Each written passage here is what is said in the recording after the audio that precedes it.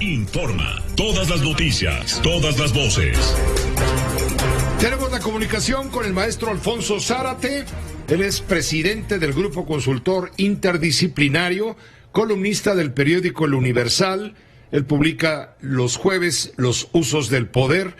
Y bueno, es parte del equipo de colaboradores de este espacio de noticias, colaborador honorario en este espacio, lo cual nos da mucho orgullo y gusto. Y él quiere hablar hoy del tema del segundo informe de gobierno, el pasado 1 de septiembre, y el mensaje más bien que pronunció el presidente de la República con motivo del segundo informe de gobierno que entregó, como lo marca la ley, artículo 69 de la Constitución, a la Cámara de Diputados y a la Cámara de Senadores, es decir, al Poder Legislativo. Durante Alfonso, muchos saludos primero que nada, muy buenas noches. Es un privilegio, Pepe. Alfonso, durante muchos años el día del informe era el día del presidente.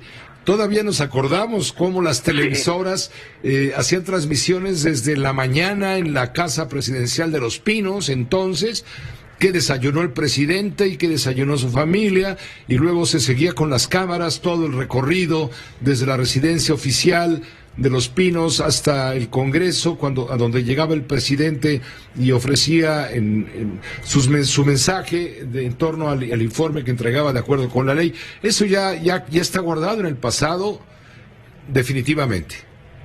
Yo creo, Pepe, que eso es un acierto, porque en realidad esas formas que ya las nuevas generaciones no conocieron, pues representaban un pasado anacrónico, caduco, semimonárquico.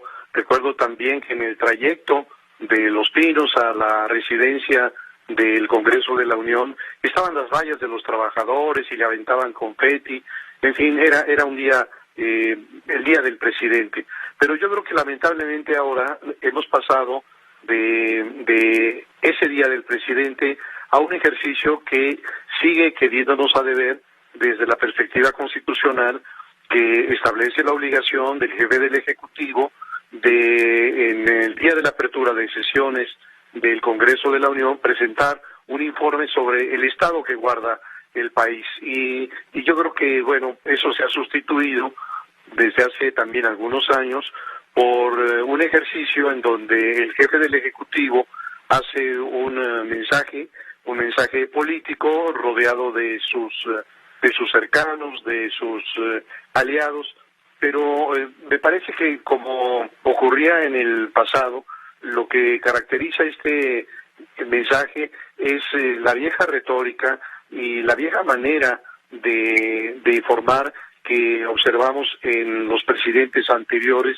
en donde no hay un asomo de autocrítica y sí, por el contrario, una exacerbación de lo alcanzado y una omisión de los errores.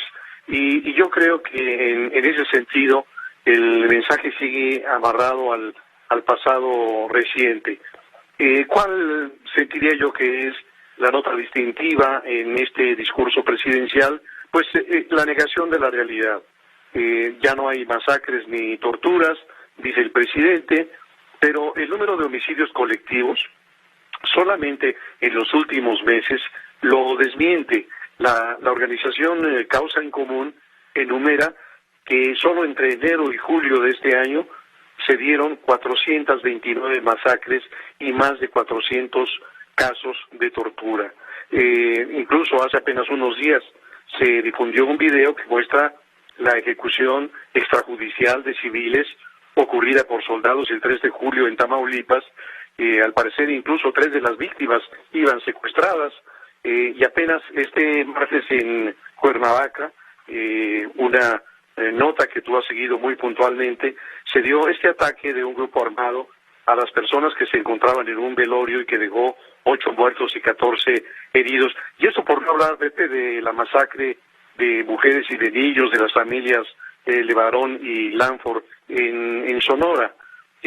También el presidente repite su anuncio de las mañaneras que dice que ya se acabó la corrupción de los de arriba, y parece que no se ha enterado de los contratos a amigos y parientes sin licitación y con sobreprecios. Se le olvida el video de su hermano Pío, recibiendo dinero en sobres del operador de Manuel Velasco, de David León Romero, a quien por cierto había designado para manejar la empresa estatal de distribución de medicinas.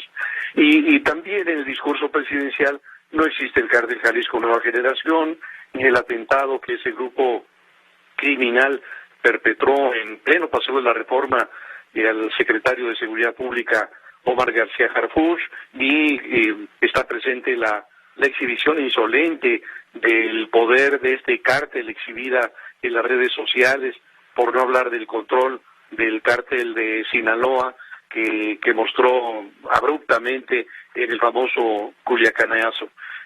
Tampoco creo que hubo referencia alguna a ese escenario muy catastrófico al que llegaríamos, según había advertido el doctor Hugo López-Gatell, de rebasar 60,000 muertos por el coronavirus. Oficialmente ya estamos en más de 65, pero incluso hay investigaciones muy serias, como la de la revista británica The Economist, que multiplican esas cifras por más de 2. Y desde luego tampoco habló del incremento brutal en el número de pobres. El presidente dice que le han reprochado que no emprendió un rescate económico elitista para atenuar los efectos de la pandemia, pero yo creo que nadie le solicitó al presidente un programa de rescate a las élites. Lo que sí se le pedía era una política de apoyo a las micro y pequeñas empresas, las de los mexicanos pobres, que tienen una fonda, una tintorería, una sastrería, pero nunca lo entendió así el presidente de la República. Y bueno, finalmente dice que ya pasó lo peor en materia económica y que ahora vamos para arriba, y creo que esto parece ignorar que, por el contrario, los efectos devastadores del cierre de cientos de miles de negocios en todo el país aún no han mostrado con toda su crudeza lo que vamos a vivir, y desde luego el año que entra, que será un año más duro que el actual, porque entre otras cosas, como ya lo advirtió el secretario de Hacienda Arturo Herrera en una reunión con el grupo parlamentario de Morena, lo vamos a hacer ya sin los guardaditos. Entonces, concluyo, Pepe, diciendo que lamentablemente el informe no nos permitió acercarnos al Estado que guarda la nación como lo ordena la Constitución. Te agradezco mucho, Alfonso Zárate, tienes toda la razón.